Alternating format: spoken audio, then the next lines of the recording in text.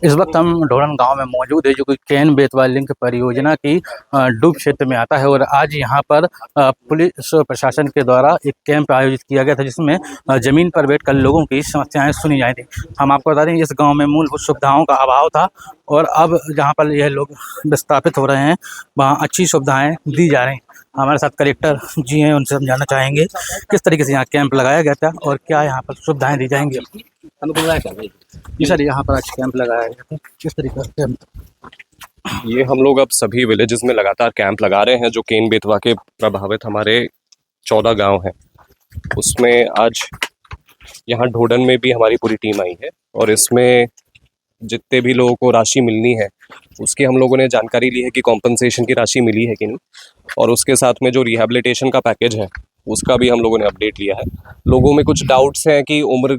कम होने के बावजूद भी उनको राशि मिलनी चाहिए, तो वैसे डाउट्स भी क्लियर किए हैं। और काफ़ी सारे ऐसे लोग हैं जो किसी वजह से पहले छूट गए थे, उनका भी अपडेट लिया है कि उनको राशि कितने समय में मिलेगी, और उनको कन्विंस किया है कि उनको राशि मिलेगी और वो अपना नया मकान का निर्माण अब शुरू करें। सर, वही आपके द्वारा नए नए प्रयास किए जाएँ, अलग अलग सुविधाएं दी जा रही हैं ग्रामीण लोगों के लिए, यहाँ विस्थापित हो रहे हैं, इसको लेकर क्या कहेंगे? देखिए, पैकेज की राशि में अतिरिक्त से भूमि देने का कोई प्रावधान रहता नहीं है, तब भी क्योंकि यहाँ पे जनजातीय समुदाय के बहुत सारे हमारे फैमिलीज निवासरत थे, तो हम लोगों ने अतिरिक्त मेजर, क्योंकि साथ में रहना चाह रहे थे, करौंदिया में एकजाई रूप से उनको जितनी भूमि उपलब्ध है उतनी कराई है, और बाकी कुछ लोग हैं उनको भी हम अतिरिक्त भूमि उपलब्ध करा रहे हैं। इसके साथ में बिजली की व्यवस्था, पानी की व्यवस्था के संबंध में कंसर्न डिपार्टमेंट्स ऑलरेडी काम कर रहे हैं, तो एक अच्छे सेटलमेंट को हम वहाँ पे डेवलप करने के प्रयास कर रहे हैं। और इसीलिए हम बार बार यहाँ पे जितने भी लोग निवासरत हैं, क्योंकि ये पूरा एरिया है जो ये विलेज है डूब क्षेत्र में जाएगा, तो उनसे आग्रह कर रहे हैं कि जिनको राशि मिल चुकी है वो शीघ्र अपना मकान निर्मित करें और वहाँ पे निवास करना शुरू करें, ताकि प्रोजेक्ट भी आगे बढ़े और इनका रिहैबिलिटेशन के काम में भी गति आए। सर, जैसे कि एक गांव है, यहाँ पर सुविधाएं नहीं है, आप देख सकते हैं, सड़क, स्वास्थ्य सुविधाएं नहीं है, मूलभूत सुविधाएं जो लोगों के लिए जीवन यापन के लिए होने चाहिए वह नहीं है। अब जहाँ पर इनको विस्थापित किया जा रहा है, उन्हें सारी सुविधाएं दी जा रही हैं, तो इसको लेकर क्या कहेंगे? उसका बिल्कुल हम लोग, क्योंकि यहाँ पे वर्तमान में ऐसी कोई सुविधा उपलब्ध नहीं है, और जहाँ पे अभी ज़मीन इनको दी जा रही है वहाँ पे आंगनवाड़ी का निर्माण हम लोग शीघ्र अभी करौंदिया में शुरू कर रहे हैं। पेयजल के लिए जल निगम की टीम के द्वारा कल ही सर्वे कर लिया गया है। इलेक्ट्रिसिटी का प्रोविज़न वहाँ पे एमपीबी शीघ्र शुरू कर रहा है। मेडिकल के लिए हमारी मेडिकल टीम वहाँ पे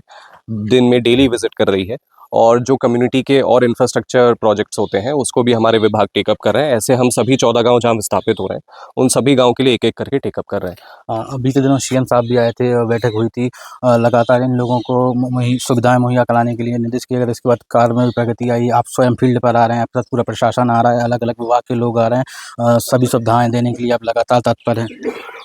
लगातार हमारी टीम कैंप्स तो लगा ही रही है, अब हम लोग भी विजिट करके क्या प्रोग्रेस है इन कैंप्स की वो देख रहे हैं, और रिहैबिलिटेशन के मैटर्स में जो शिकायतें थी, ग्रीवेंसेस थे, उनको जितना संभव है मौके पे रिजॉल्व कर रहे हैं, और प्रयास कर रहे हैं कि लोगों में फिर इस संबंध में कोई डाउट नहीं रहे कि उनको राशि की पात्रता थी या नहीं थी, और थी तो उनको राशि मिल जाए। हाँ सही, हमने भी कई लोगों से बात की है जो कि मुआवजा मिलने के बाद खुश हैं, और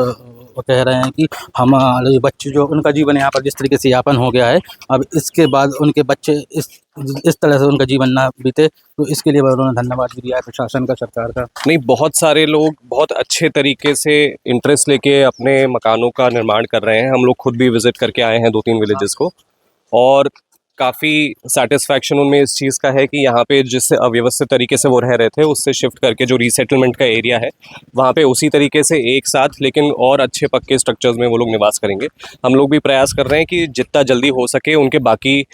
जो सड़क है, नाली है, बिजली की व्यवस्था है, उसको स्थायी रूप से वहाँ पे डेवलप कर सकें। तो ये हमारे साथ छतरपुर कलेक्टर मृणाल मीना जी थे, जिन्होंने बताया कि लगातार शासन प्रशासन के द्वारा ज़मीनी स्तर पर जाकर कैंप लगाए जा रहे हैं, और जिन लोगों को सुविधाएं नहीं मिली उन्हें सुविधा मुहैया कराने की बात कही जा रही है। हम आपको बता दें कि लगातार कैंप लगाकर सुविधाएं दी जा रही हैं, और उनके साथ पूरा प्रशासन का अमला साथ चल रहा है, और ज़मीन पर बैठकर वह लोगों की समस्याएं सुन रहे हैं। हम आपको बता दें, सीएम मोहन यादव के आने के बाद प्रशासन ने और गति पकड़ी है, और लगातार लोगों को सुविधाएं दिलाने के लिए प्रशासन और शासन तत्पर है। हिमांशु अग्रवाल, छतरपुर।